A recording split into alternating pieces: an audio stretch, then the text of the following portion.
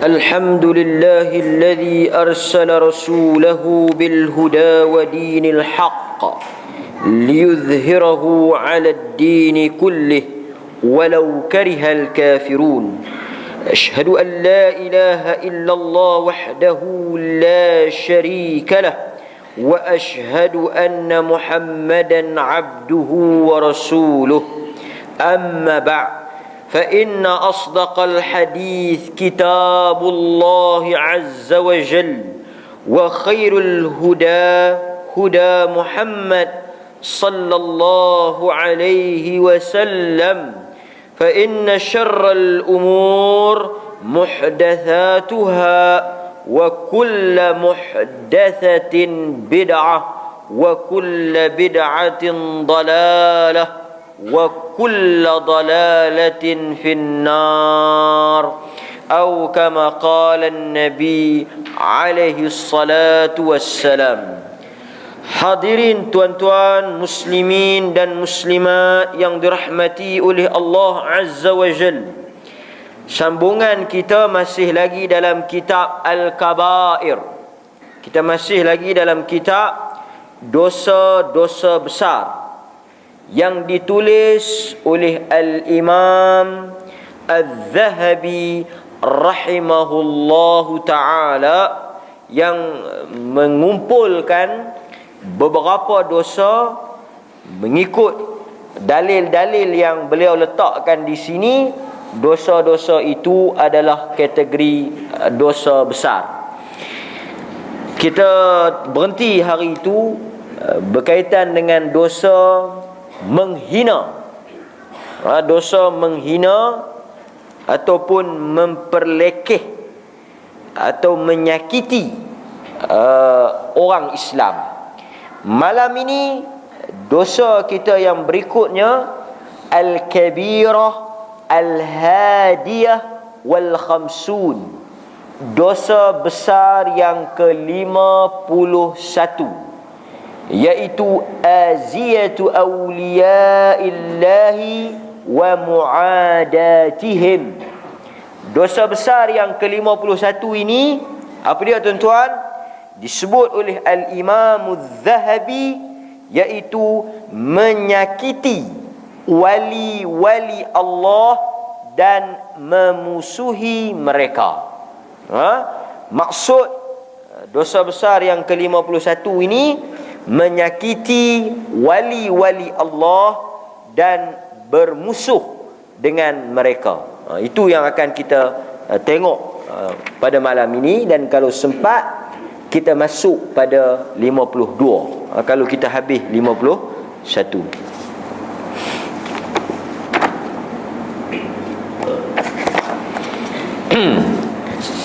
Qala Allah Ta'ala, Allah berfirman di dalam Al-Quran, surah, penulis kitab kita mulakan dengan ayat daripada surah Al-Ahzab 58.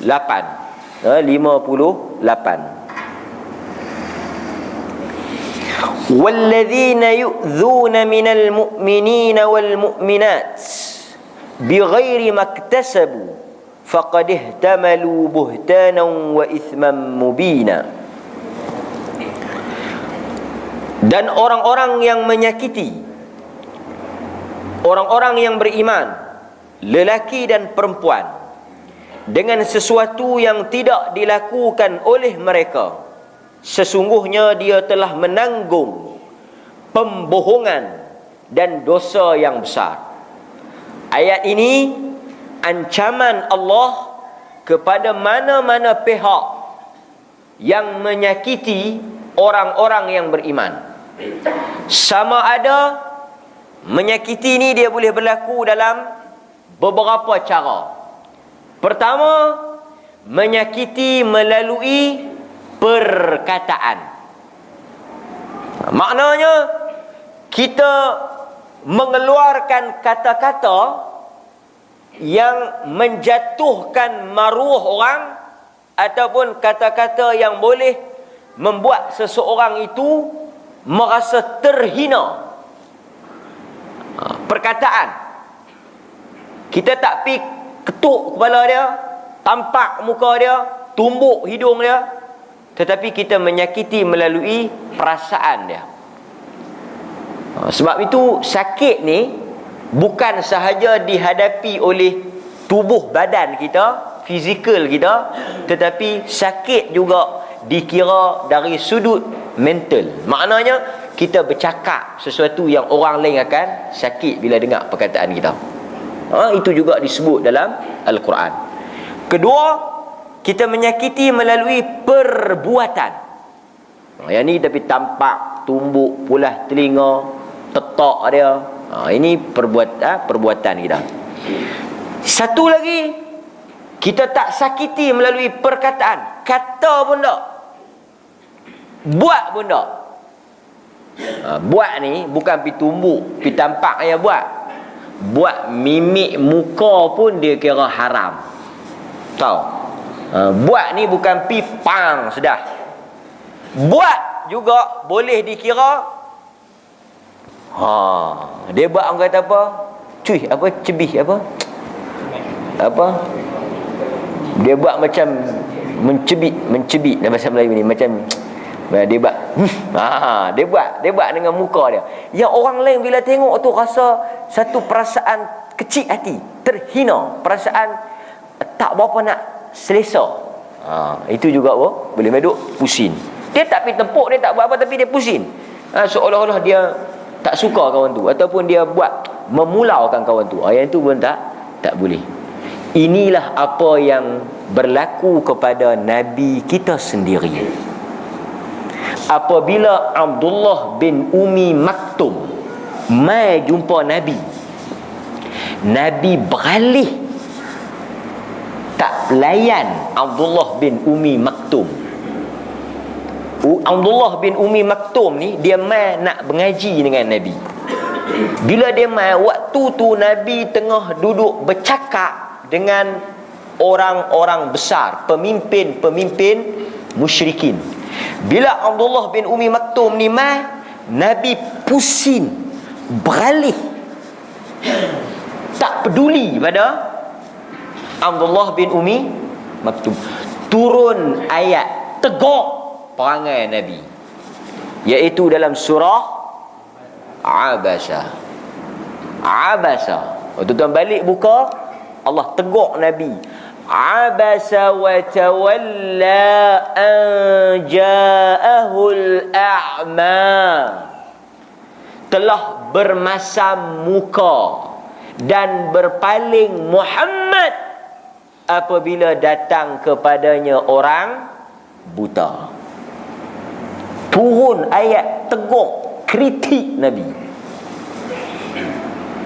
Sehingga kan setiap kali selepas daripada peristiwa itu, apabila Abdullah bin Umi Maktum mai dekat Nabi, Nabi telah berubah sikap dia. Maknanya apa? Bila Abdullah bin Umi Maktum mai, Nabi akan sambut dengan penuh penghormatan. Disebut dalam hadis, mai daripada jauh lagi Nabi sudah menyebut, ahlan wa sahlan birrajul alladhi atabani rabbi. Nabi kata, selamat datang wahai lelaki yang kerana engkau Tuhan tegur aku. Hebat hang.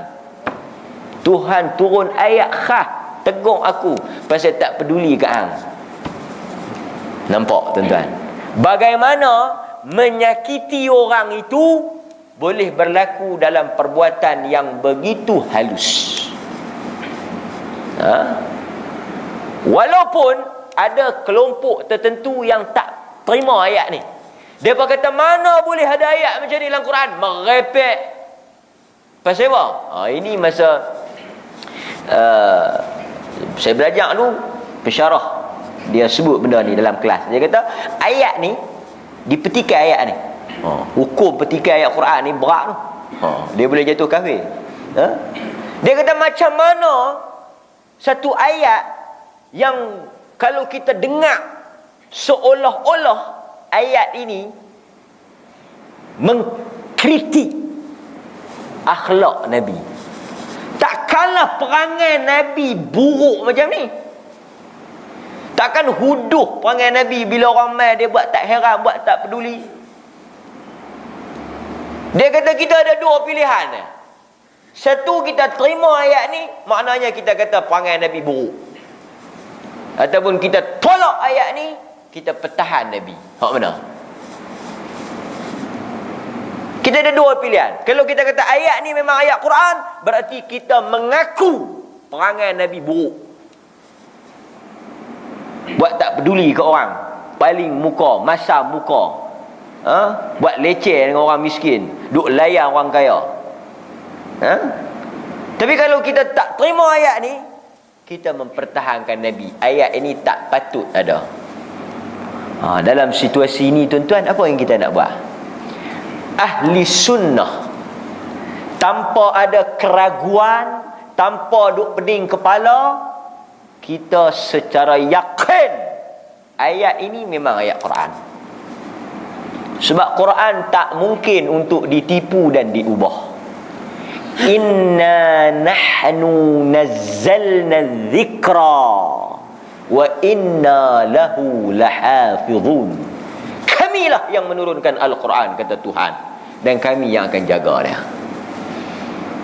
Lepas tu macam mana kita nak faham dalam konteks perbuatan Nabi ni? Di sini kita boleh belajar kata para ulama. Sebab itu ulama bincang pula tentang makna maksum. Apa makna maksum? Maksum ni tak buat silap ke? Tak buat dosa ke? Kalau kita kata Rasul maksum, tak buat dosa, macam mana Nabi Adam? Dia buat dosa? Dia langgar, Tuhan tak bagi makan, dia makan, tu bukan dosa. Maksum tu maksud apa? Maksum maksudnya Nabi tak buat dosa. Nabi Yunus, pasal apa dia kena makan dengan ikan nun? Tuan-tuan, pasal apa Nabi Yunus kena makan dengan ikan nun? Sehingga dia berdoa, La ilaha illa anta, dalam perut ikan nun. Kan kita duk baca lepas daripada sembahyang, La ilaha illa anta subhanaka inni kuntu minadh zalimin. Tidak ada Tuhan melainkan Engkau. Sesungguhnya maha suci Engkau ya Allah, aku telah melakukan kezaliman pada diri aku. Dia berzikir benda tu dalam perut ikan nun, sampailah Allah Ta'ala terima taubat Nabi Yunus, luh balik. Itu bukankah dosa? Dosa apa? Dia tinggal kaum dia. Dia kata, hampa ni tak boleh nak buat apa lah, lantak pergi hampa. Dia berhenti. Kan cerita dia naik kapal kena undi apa semua tu cerita panjang lah. Tapi dia tinggal kaum dia, Tuhan hukum dia. Adam, Tuhan kata, wala taqraba hadhihi syajarah fatakuna minadh zalimin. Jangan hampa sentuh pokok ni. Kalau hampa sentuh, hampa telah melakukan kezaliman. Dia buat apa? Fa'adhallahuma syaitan. Setan telah tipu mereka dua, dan mereka makan, dan Tuhan usir keluar. Macam mana kita nak faham? Maksum, Nabi sendiri buat silap lah. Maka sebab itu di kalangan para ulama, kan, Allah sendiri cerita tentang taubat Nabi Adam. Fatalaqqa Adamu min rabbih kalimatin fataba alaih. Adam menerima taubat. Allah suruh dia baca ayat ni untuk bertaubat. Ayat apa? Yang kita duk baca lepas sembahyang. Rabbana zalamna, itu doa Nabi Adam. Doa Nabi Adam ketika mana dia minta ampun kepada Allah di atas dosa dia makan buah yang Tuhan larang. Rabbana zalamna anfusana wa illam taghfir lana wa tarhamna lanakunanna minal khasirin. Ya Allah, kami menzalimi diri kami sendiri. Sekiranya Engkau tidak mengampunkan dosa kami, tidak merahmati kami, termasuklah kami daripada orang-orang yang rugi. Banyak dalil-dalil hadis nas yang habaq kata Nabi-Nabi buat dosa. Lepas tu maksum tu maksud apa? Maka di sini kata para ulama, maksum itu Artinya bukan tak melakukan dosa. Tak. Pasal manusia dia akan buat dosa. Tetapi maksum yang disebut oleh para ulama bila ditengok pada ayat-ayat Quran, maknanya mereka melakukan dosa tetapi terus ditegur oleh Allah, dan mereka bertaubat, dan taubat mereka terus diterima.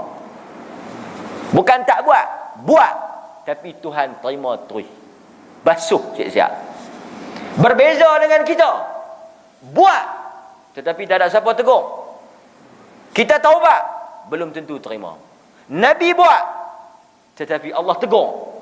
Allah suruh taubat. Bila mereka taubat, Allah terus terima.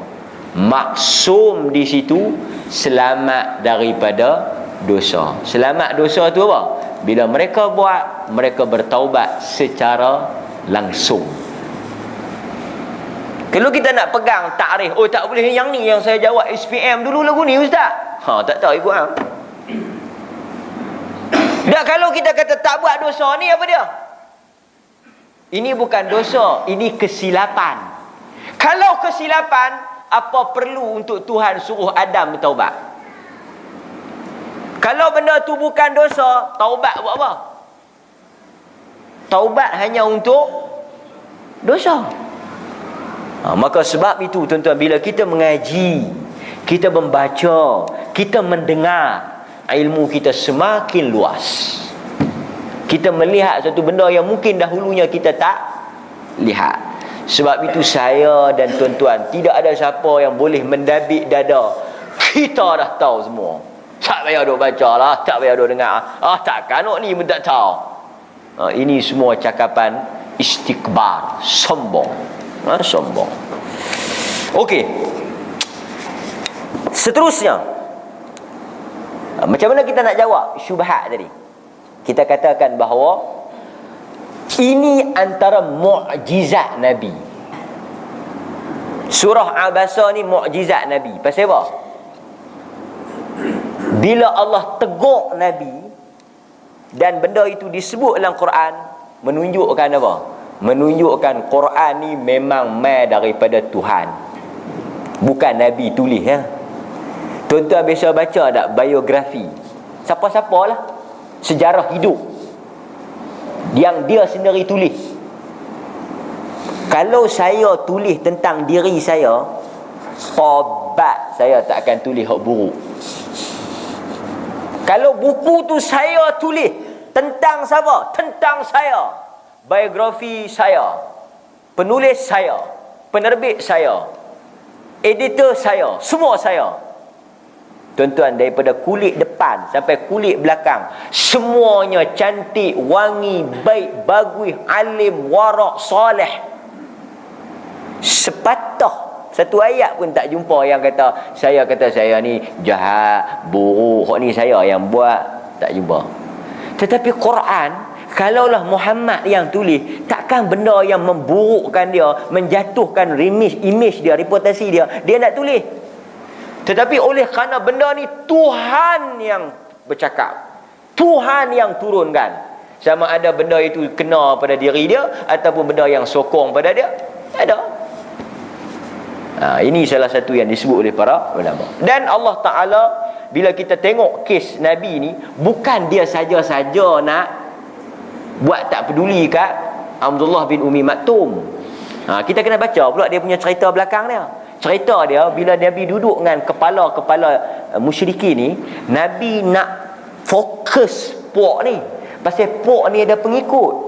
Kalau puak ni beriman, pengikut dia akan beriman. Jadi target Nabi tu besar. Sebab itu bila Abdullah bin Umi Maktum, Nabi tak berapa nak ambil berat sangat. Pasal yang ni dah beriman, Islam dah, okey dah. Yang ni baru nak Islam, pengikut dia ramai, untung besar kalau mereka ni masuk Islam. Jadi masa tu bukan tak peduli, cuma fokus keutamaan Nabi tu lebih menghala kepada mereka ni.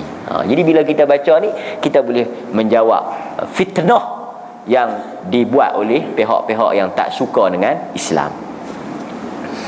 Okey, maknanya Satu lagi, tadi perkataan, perbuatan. Satu lagi, kita boleh menyakiti orang melalui apa? Melalui i'tiqad, melalui keyakinan.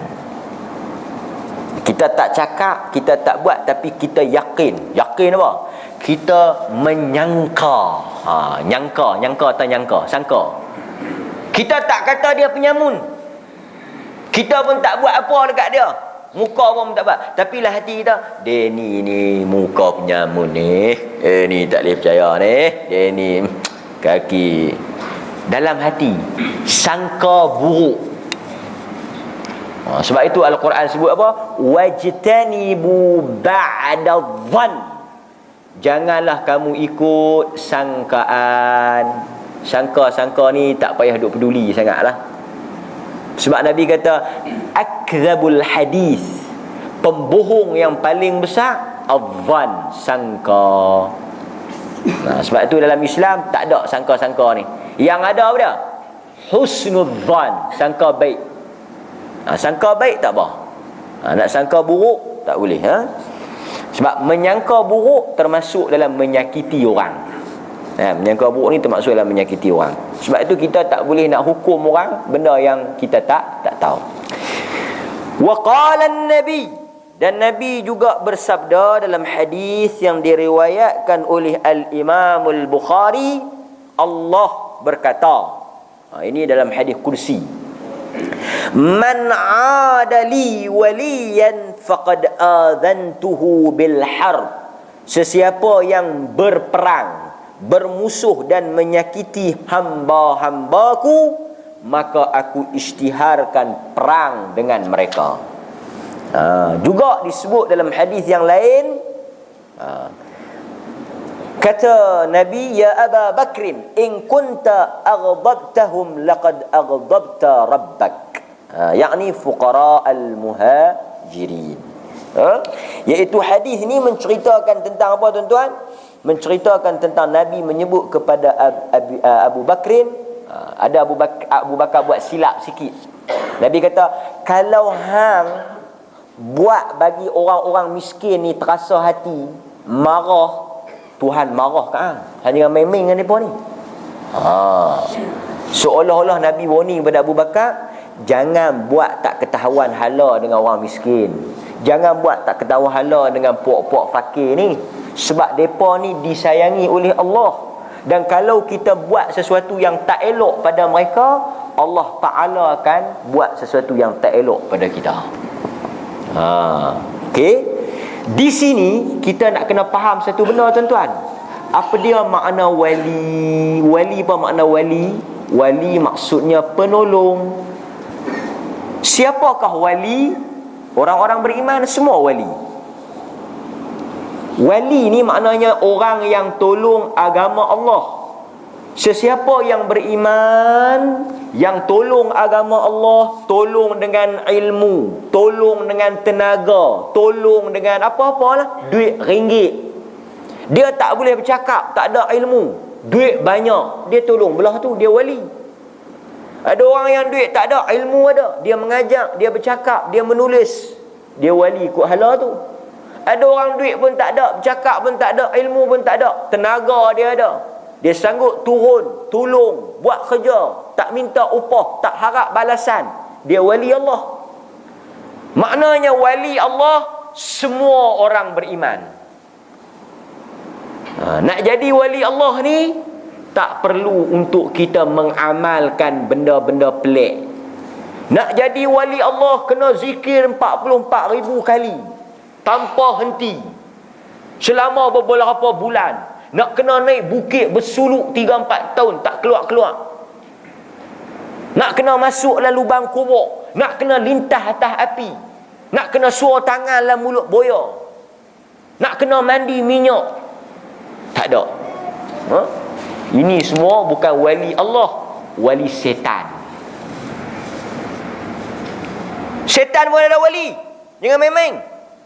Allah kata dalam Quran, Allahu waliyul ladzina amanu yukhrijuhum minadh-dhulumati ilan nur walladzina kafaru awliya'uhumut taghut yukhrijunahum minan nuri ila dhulumat. Allah kata apa? Allah adalah wali bagi orang-orang yang beriman, mengeluarkan mereka daripada kegelapan syirik kepada cahaya akidah.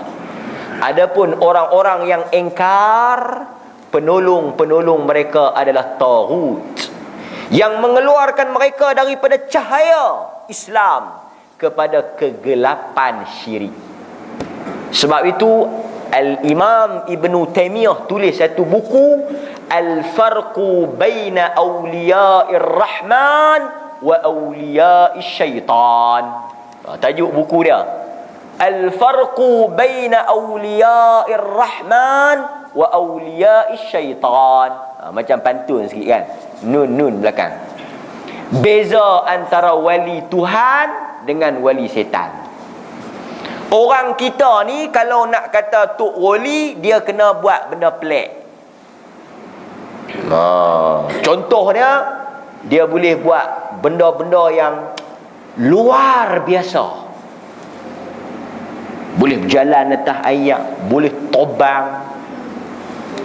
Lagi boleh apa? Boleh pejam mata di Kok Kelang, celik-celik duduk depan Masjid Nabawi lah. Itu wali tu kan. Lagi satu orang kata tok wali ni jenis apa? Jenis yang kalau dia tu duduk di Wang Bintung, pi di Kangap pun jumpa dia, pi di tang mana pun dia duduk ada.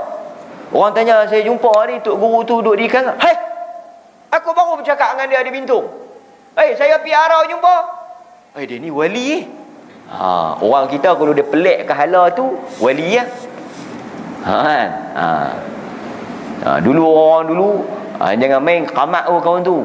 Lembu dia tak buh pagak pun, tak ada siapa berani curi. Lembu tok wali.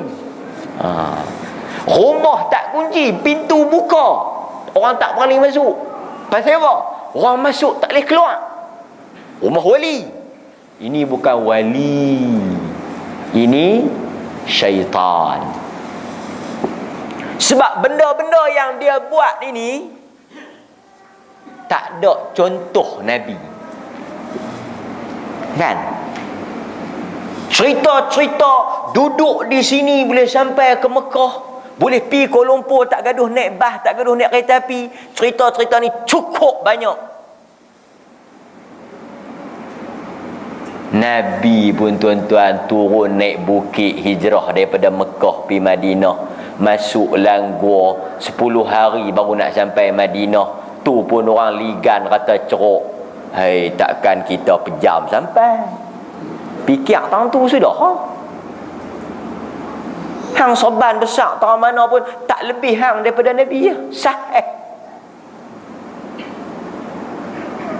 Sebab itu tuan-tuan, kita nak tentukan seseorang itu wali Allah, pertama kita tengok pada akidah dia. Macam kita nak kata, dia ni perubatan Islam, dia ni perubatan Islam. Perubatan Islam apa? Pi nak berobat rumah penuh dengan lilin. Pertama kita nak ukur dia tu wali tak wali, Islam tak Islam, kita tengok akidah dia dulu. Ini masjid pun tak pernah mai, tangkai penuh tangan, rumah gelap ya. Takkan wali. Kan? Sebab tu kita nak nilai orang ni bukan tengok benda-benda pelik. Sebab itu kata Al-Imam Asy-Syafi'i rahimahullahu ta'ala, "Idza ra'aitumur rajul yamshi 'alal ma' wa yutiru fis sama'." Sekiranya hampa nampak seorang lelaki yang berjalan di atas air, terbang di atas langit, tetapi amalan dia menyelisihi kitab dan sunnah, ketahuilah itulah setan, kata Al-Imam Asy-Syafi'i. Ini bukan cerita pari-pari buluh betung, puteri sakti, bangsi hikmat, tikak terbang. Ini bukan cerita mengarut lagu tu nah. Sebab tu tuan-tuan ahli sunnah ni dia cukup tegah dalam benda-benda ni. Kita tak nafikan, memang ada karamah. Tahu karamah? Karamah ni apa? Benda luar biasa ni dia tiga ya. Satu, mukjizat. Benda luar biasa ni benda pelik. Mukjizat. Yang ni untuk siapa? Nabi. Dia tunjuk terbelah bulan. Kan? Keluar ayat daripada celah-celah jari Nabi. Ayat keluar. Kok celah-celah jari ni keluar ayat. Sahabat minum. Nabi pegang kambing yang tak ada susu. Nabi urut tek dia tu, keluar susu mencurah-curah. Bisa dengar tak hadis tu? Riwayat Imam Muslim. Nabi bertanya Abdullah ibn Mas'ud, ada tak kambing yang ada susu? Oi, tak boleh ya, bukan kambing aku, kambing tuan aku. Kalau aku bagi haram, buk mai kambing hak tak ada susu lah. Hak monopos. Abdullah ibn Mas'ud ambil tuntun buat keluar. Nabi pegang kantung susu dia tu, urut, keluar tak sangka. Pelik tak? Pelik. Tapi bila benda tu Nabi yang buat, nama dia mukjizat. Ketuk tongkat terbelah laut Nabi Musa. Lempak tongkat tukar jadi anaconda. Anaconda lah ular besar kan. Tadi tak sebut lah anaconda. Makan ular-ular kecil. Kan? Nabi Isa boleh apa? Mengubat orang bisu, boleh bercakap, orang buta boleh tengok. Kalau benda tu berlaku pada Nabi, kita panggil apa? Mukjizat. Kalau berlaku pada orang biasa-biasa macam kita ni, benda pelik. Dalam hadis biasa dengar tak cerita Maryam. Maryam ni orang biasa. Dia orang biasa, manusia biasa. Tetapi setiap kali Nabi Zakaria masuk pok menakan dia, pi tengok Maryam, duk di tepi-tepi Maryam tu buah yang bukan musim dia. Nabi Zakaria kata, hang boleh mana ni? Siapa mai bagi hang? Cerita dalam Quran. Kullama da'a Zakaria al-mihrab wajada 'indaha. Bila Zakaria masuk, kata Quran, tengok duk ada buah yang bukan musim. Buah ni memang tak ada lah ni. Hang boleh mana Maryam kata, ini daripada Tuhanku. Bukan Maryam kata, mai aku nak ajak hang doa. Hang baca 3 kali, keluar mai aku langit. Tak ada, dia kata Tuhan bagi aku, tak cuih mai dah. Lagi kisah apa lagi? Ni yang kita duk mengaji dah ni, saya ulang balik ya. Ingat tak lagi yang kita mengaji dulu, seorang budak yang boleh bagi lega orang. Yang dia ini duk pergi mengaji dengan tukang sihir, dia juga mengaji dalam hadis riwayat Imam Muslim. Yang menteri tu sakit kulit lama lah. Kan? Lepas tu dia mai berobat kat budak tu. Lega. Budak tu sapu, bismillah, lega. Dia bagi habis semua kata-kata dia. Lepas tu raja dia, siapa berobat hang ni? Dia kata, Allah. Ada Tuhan selain aku. Cerita dia panjang lah. Kita bukan nak baca cerita tu. Kita nak habaq kata dia boleh berobat. Juga kisah Abu Bakar, makanan tak habis. Bila bawa pergi tetamu, tutup lampu, Abu Bakar pun tak makan, biar tetamu makan. Pasal makanan tak cukup. Cedok makan. Abu Bakar kata, takkan tak habis-habis lagi. Pelik apa ni? Abu Bakar kata, setan lah ni. Ini semua kerja setan ni. Cedok tak habis. Buka lampu. Buka lampu, duk banyak lagu tadi. Abu Bakar tak tahu siapa buat. Dia tuduh setan. Umar ketika duduk atas mimbar, Allah Ta'ala buka dekat dia. Dia nampak tentera duk berperang di Palestin. Dia bagi arahan di Madinah. Hampa mek jalan ni. Hampa pusing jalan ni. Masuk kau ni. Mereka dengar suara Umar. Mereka balik. Mereka tanya Umar. Allah Ta'ala buka bagi Umar nampak daripada Madinah. Tetapi berlaku pada Umar Abu Bakar ni takkan sihir. Yang ini nama dia karamah. Maknanya kita ni bukan tolak karamah. Yang kita duk kata, hang jangan main-main dengan tok guru ni, mulut masin. Bukan mulut masin. Doa dia itu mustajab. Pasal dia dekat dengan Allah. Puasa tak berhenti, sembahyang tak berhenti, jaga makan benda-benda haram, benda-benda syubhah. Jadi bila dia jaga makanan dia, jaga ibadat dia, jaga tutur kata dia, dia dekat dengan Allah. Dia minta Tuhan lulus cepat. Itu saja. Tapi kalau benda tu pelik, luar biasa, orang sebut mencari adat. Berlaku kan, kita baca dalam kisah-kisah Nabi-Nabi banyaklah benda-benda pelik ni. Tapi kalau benda tu berlaku pada orang yang kita tengok, dia ni takkan wali Allah ni. Rokok tak berhenti di mulut. Orang bang makrif duduk kedai kopi lagi. Takkan wali Allah orang bang makrif duduk di kedai kopi lagi. Yang peliknya, orang masjid boleh pi berobat dengan geng kedai kopi. Empuk ambil kitab empuk atas kepala, pi di rumah kawan tu, pi mana nak berobat kan? Dia pi kedai kopi tak balik lagi. Tak balik lagi. Dia pi daripada asar tadi, maghrib pun tak balik lagi. Duk mana? Dia selalu kedai kopi pukul 10 lagi dia balik, nak berobat mai pukul 10. Hang yang duk semayang di masjid pi minta berobat dengan orang tak ketahuan hala maghrib isyak. Yang duk pi mampus di kedai kopi tu yang kita nak minta berobat. Bagi cerdik sikit. Balik mai sambil nak berobat, balik dulu. Sakit apa ni? Kan? Maka kita nak tengok orang yang kita nak iktiraf sebagai wali Allah, orang soleh tu, kita nak kena tengok ibadat dia. Kalau kita pergi tanya, ni kami mai daripada jauh nak berobat ni, pergi tahu mana pak cik ni? Dia selalu pergi kuliah maghrib, pak isyak baru dia. Kita dengar pun lapang dada hari. Kan? Balik mai bagi assalamualaikum, kita dengar masuk bagi salam. Kan? Lepas tu tengok berjanggut kan, muka pun jernih. Lepas tu bila tanya, kami ni mai nak berobat. Saya ni nak berobat pun tak reti baca-baca doa lagu tu lah. Kita tengok, dia ni ada gaya dah ni. Kan? Lepas tu tanya lagi, ni macam mana ni nak baca-baca ni, ada pantang? Tak ada pantang larang apa. Berobat sampai lega. Lepas tu nak bagi apa? Tak gaduh nak bagi apa. Saya pun tak tahu. Dengar ustaz-ustaz duk baca di masjid. Kita dengar lagu tu, ni dia ada bagus sikit. Ini dia kata duduk sana nak pergi baca tak? Awak yang pergi baca, dia belakang baca tang ni ya.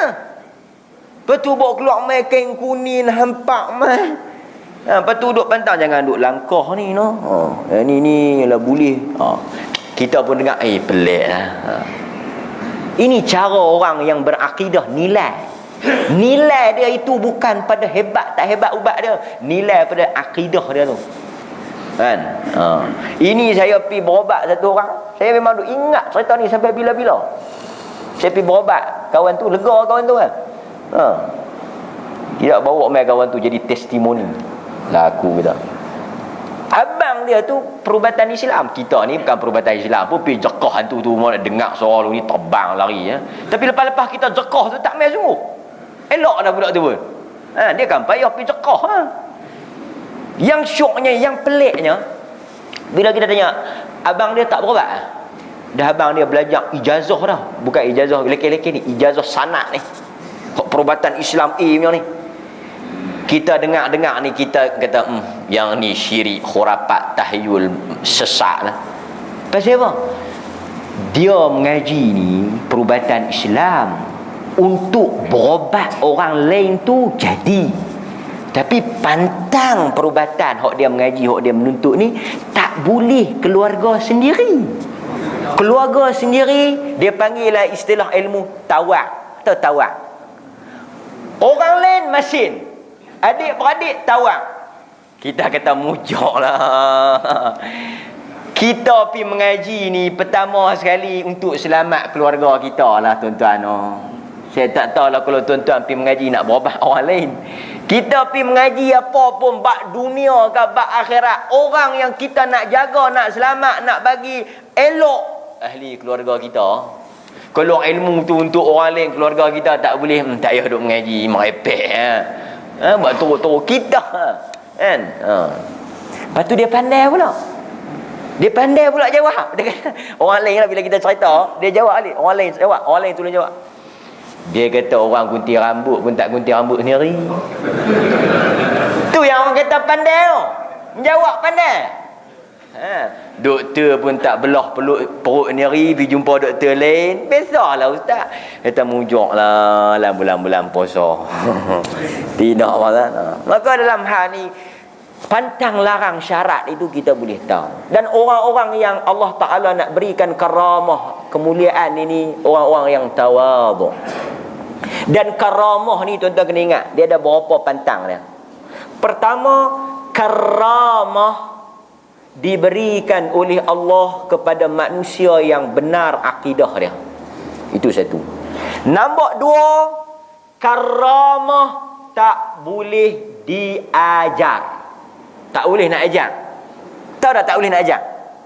Maknanya bila berlakulah benda-benda pelik dekat saya ke, saya boleh buat benda-benda pelik. Benda tu orang tak boleh main mengaji. Contoh Abu Bakar tadilah. Nasi jadi banyak, nasi jadi banyak, nasi jadi banyak. Esok makik-makik pagi beratuk sahabat. Hampa main buat apa ni? Kami nak main belajar lagu mana nak bagi nasi jadi banyak. Lagu hang buat semalam. Hampa main masuk. Aku nak ajar. Adakah dalam mana-mana hadis cerita Abu Bakar ajak lagu mana nak bagi jadi nasi banyak? Dia tak ajak. Pasal apa? Dia pun tak tahu jadi lagu mana. Pasal benda tu karamah. Benda yang Tuhan anugerahkan. Bukan benda belajar. Karamah ni bukan ada pi mengaji khusus bab karamah. Siapa yang nak karamah main mengaji? Tak ada.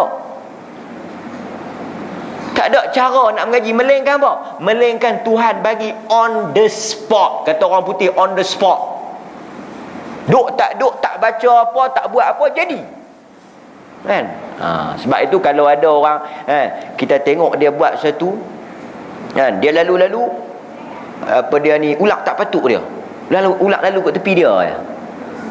Ulak tu nganga tak sengaja. Kan?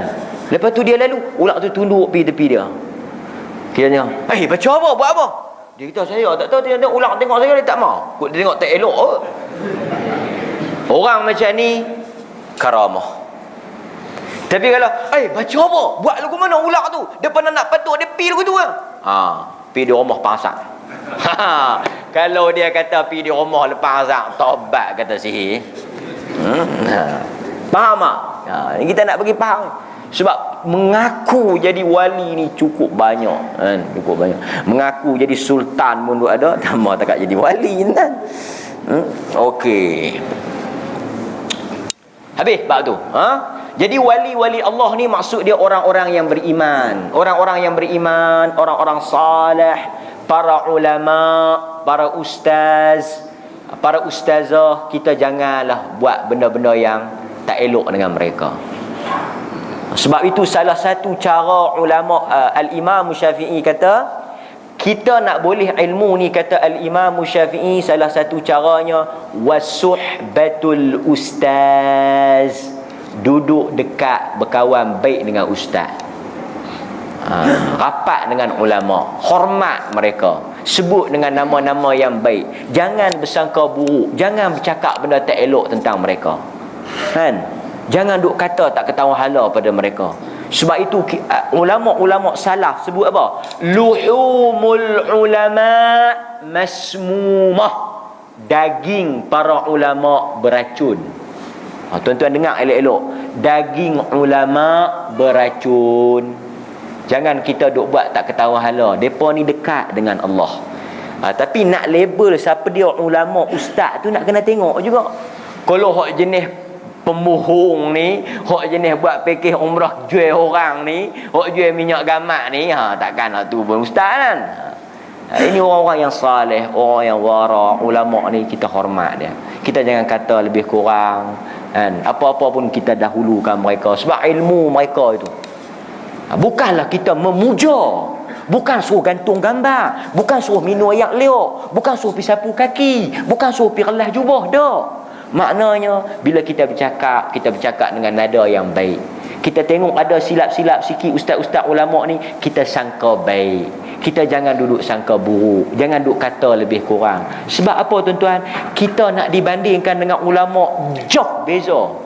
Hidup mereka habis kerana Allah, mengaji, menuntut ilmu, tulis buku, mengajar. Kita lena, mereka duk baca buku. Kita rehat, mereka duk mengajar. Berjalan rata ceruk, siang malam pagi petang, orang telefon, orang kata macam-macam, orang tuduh. Mereka buatkan boleh apa pun semata-mata kerana Allah. Jadi mereka ni Allah Ta'ala nilai hebat. Sebab itu kita kena hormat. Sebab itu Nabi kata apa? Laisa minna, bukan daripada umat aku. Nabi tak mengaku umat. Man lam yarham saghirana, orang yang tak erti sayang budak-budak. Orang yang duk cengih dengan budak-budak, orang yang duk buat tak ketahuan dengan budak-budak ni, bukan umat aku. Walam yajilla kabirana, orang yang tak hormat orang tua, bukan umat aku. Dan nombor 3 Nabi kata siapa yang bukan umat dia? Walam ya'rif li'alimina haqqah, orang yang tidak tahu kedudukan ulama di sisi Nabi. Nampak? Sebab tu kita dengan cikgu-cikgu kita pun kita hormat tak sama. Walaupun cikgu tu mengajar kadang-kadang PJK ke matematik je satu ke apa, bila dia title guru, penghormatan kita pada dia. Apatah lagi guru agama. Kalau dunia diajak kita pasal cikgu yang saya boleh kerja besar, cikgu ajak dia matematik lah, saya jadi accountant bank negara. Pasal cikgu, cikgu tak tahu kerja apa. Cikgu ajak dia sains lah, saya doktor pakar bedah, pakar bius. Megah tak sangka kan pasal cikgu. Apatah lagi bila esok kita duduk dalam syurga, pasal ustaz ajaklah saya buat benda betul, Tuhan masukkan saya dalam syurga. Allahu Akbar tuan-tuan. Jasa ulama kita hormat, tapi bukan sampai tahap mensuci, memuja sampai setengah-setengah orang kan. Melampau tak. Habis bab tu. Ada soalan lagi boleh tanya. Masuk satu lagi last. Ada masalah sikit. Isbal al-idhar, ta'zizan wa nahwihi. Dosa besar yang ke-52, orang yang melabuhkan pakaian melebihi buku lali. Benda ni panjang cerita dia, tak apa kita baca dulu. Allah berfirman di dalam surah dalam surah mana tuan? Luqman ayat 18. Wala tamshi fil ardi maraha, janganlah kamu berjalan di atas muka bumi sombong.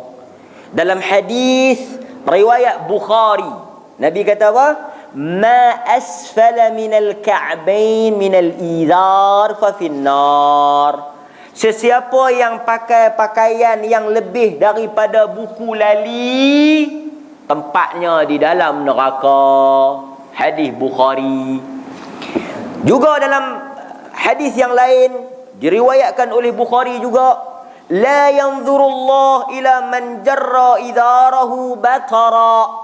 Allah Ta'ala tidak akan melihat dan memandang lelaki yang jarra idarah, melabuhkan pakaiannya, batara, sombong.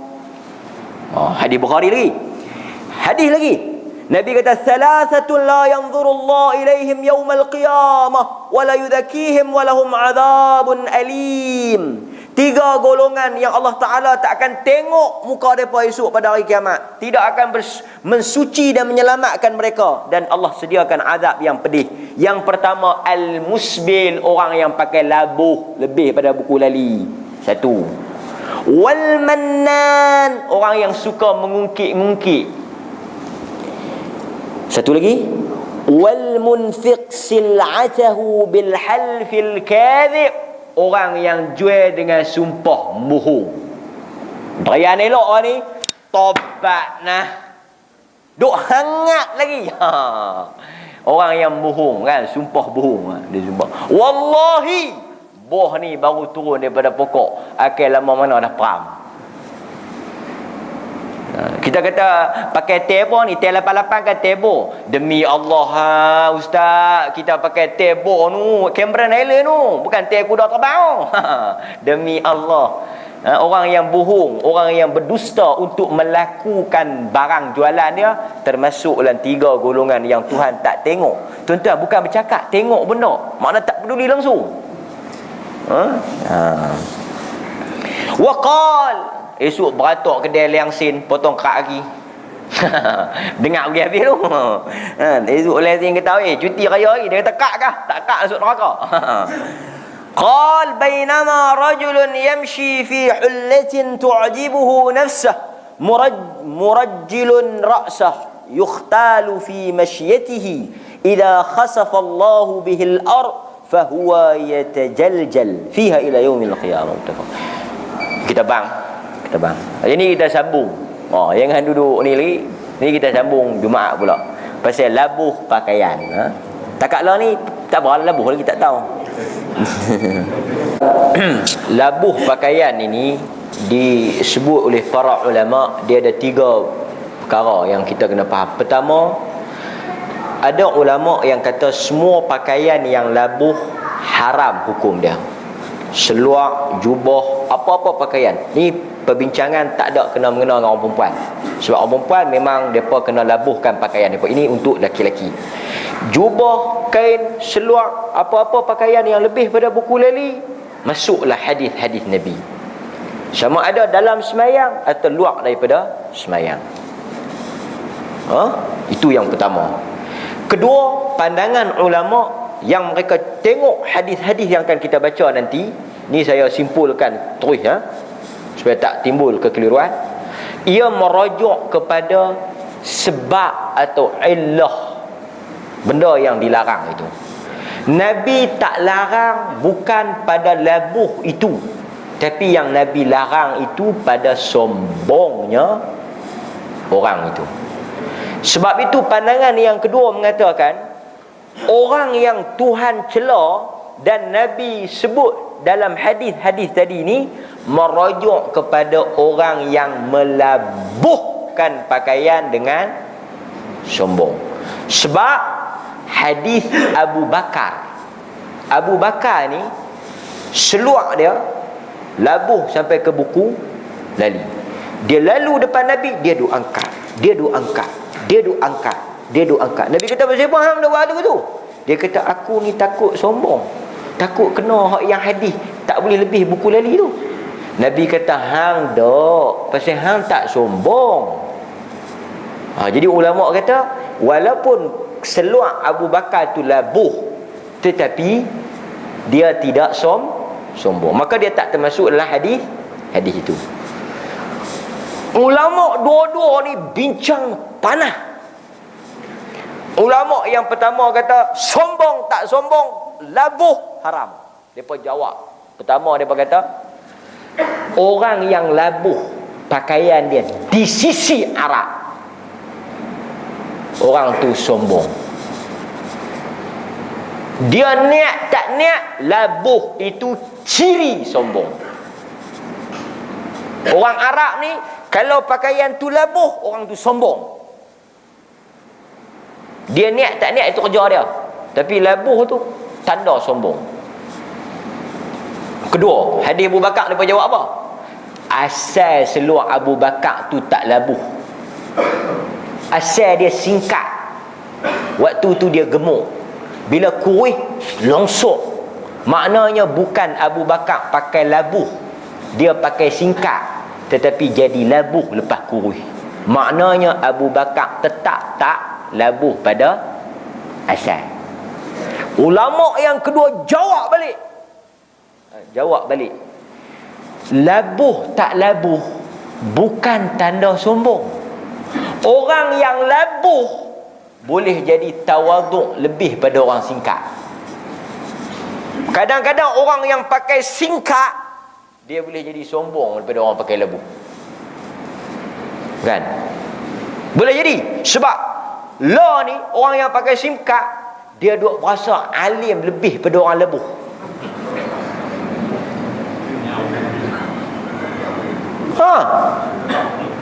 Syih depa ni nak kena bakar dalam neraka tu. Tu nak kena bakar dalam neraka tu. Jadi maknanya di sini labuh singkat itu tidak melambangkan sombong. Itu bukan mengikut ukuran selesa, tapi dia mengikut pada perasaan. Kita kata orang yang pakai jubah ni baik, kadang-kadang orang yang pakai jubah ni dia belagak, dia sombong. Pergi kedai, masuk jubah ni, alim ni. Lebih baik pakai t-shirt. Tak ada sombong. Walaupun jubah ni pakaian yang baik, pakaian yang baik belum membaikkan orang. Maka sebab itu ulama kata, mana boleh terima akal suatu orang pakai tak ada sombong, tiba-tiba nak kena hukum sombong. Betul tak? Satu orang pakai tak ada perasaan apa pun, dia pakai pasal labuh, pakaian masyarakat dia labuh, dia tak ada tahu apa, tiba-tiba Tuhan nak hukum kes tu. Takkan Tuhan zalim? Dia kata saya tak sombong, orang pakai labuh, saya pakai labuh. Tak, labuh sombong. Dia saya tak ada niat. Takkan Tuhan nak zalim, kan? Maka dalam hal ini kita ambil kesimpulannya, pakaian yang labuh bukanlah haram mutlak. Dia balik kepada sifat tetapi kalau ada mana-mana lelaki yang dia kerak kaki seluar, dia kerak kaki jubah, dia nak jaga agama dia, takut kena hak Nabi kata tu, kemah kita pun ni tabik spring. Hang kerak pasal apa? Aku tak kacau orang tak kerak, aku kerak pasal aku takut hak Nabi kata tu boleh jadi aku masuk dalam tu. Aku kerak ni pasal aku nak jaga diri aku. Hang kemah, hang boleh buat benda yang bukan senang nak buat. Kita tak ada kacau dia, dia tak kacau kita tak ada kacau dia. Dia nak jaga diri dia. Patut kita tabik hormat dia. Dia sanggup kerak kerana dia bimbang dia masuklah hadis tu. Selesai. Tapi yang duduk kata kat belakang, tu tak boleh. Kan? Lepas tu tuan-tuan, habis bab tu dah, selesai. Nak labuh tak labuh, dengar elok-elok dah tadi kan. Cuma yang sepakat di kalangan ulama, sombong tak sombong, dalam sembahyang tiada labuh. Dalam sembahyang ni dia kira hukum lain pula. Luar sombong tak sombong cerita tu. Tapi dalam sembahyang sombong tak sombong tak boleh lebih buku lali. Dalam hadis yang akan kita baca minggu depan insya-Allah kalau sempat, Nabi suruh orang yang labuh pakaian ulang salat. Dia habis sembahyang ni. Sembahyang ni. Nabi kata tidak ada salat bagi orang yang lebih daripada buku lali. Sebab itu kata para ulama, kita berlapang dada, luar sembahyang nak labuh tak labuh ikut niat masing-masing. Tetapi bila masuk sembahyang, ijma' tak boleh lebih daripada buku lali. Ini lain untuk salat, kerana ada hadis khas cerita berkaitan dengan salat. Okey, kita berhenti dekat tu pada malam ini. Mudah-mudahan Allah Subhanahu Wa Taala rahmat tuan-tuan dan saya. Dan yang pentingnya tuan-tuan, kita nak buat sesuatu yang selamat daripada neraka dan kita masuk dalam syurga. Itu ya tujuan kita. Wabillahi taufiq wal hidayah. Wassalamualaikum warahmatullahi wabarakatuh.